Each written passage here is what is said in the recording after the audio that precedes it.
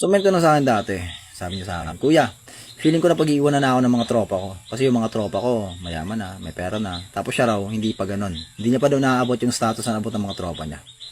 In short, kinukumpara niya yung sarili niya dun sa mga tropa niya. At ang ending, di ba, masama daw yung loob niya kasi yung nagagawa ng mga tropa niya, hindi niya pa nagagawa. Well, nalungkot ako dun sa part na yon.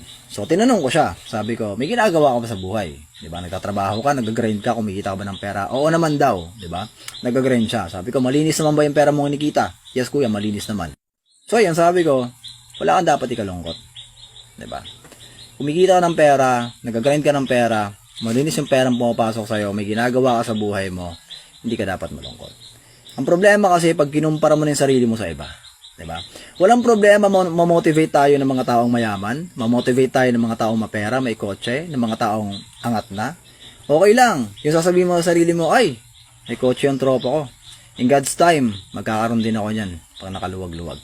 Pero ang pangit lang kasi, yung mararamdam mo na, ala, tropa ko may kotse na. So, wala pa rin.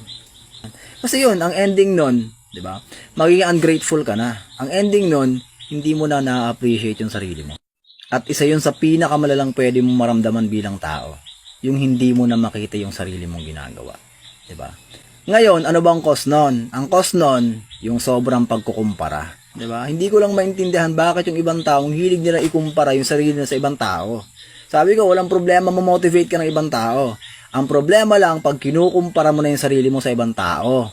Diba? So, ano ba dapat gawin? Wala. Tigilan mo yung pagkukumpara. Diba? Mag-focus ka sa kalsada mong dinadaanan kasi may sarili kang buhay. Huwag na huwag kang makikipagpaligsahan kasi mahirap yon. Diba?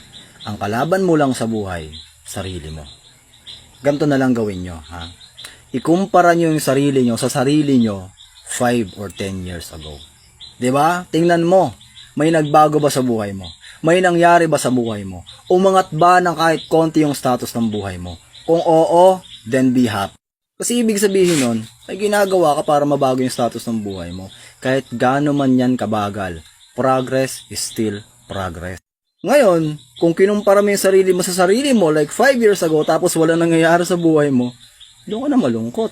Ibig sabihin, may kulang. Ibig sabihin, may mali kang ginagawa. Kaya kayo dyan guys, huwag nyo kalilimutan, pasalamatan yung mga sarili nyo kasi lumalaban kayo sa buhay. Huwag kayong mag-alala, mahirap pero aayon din sa atin ng panahon.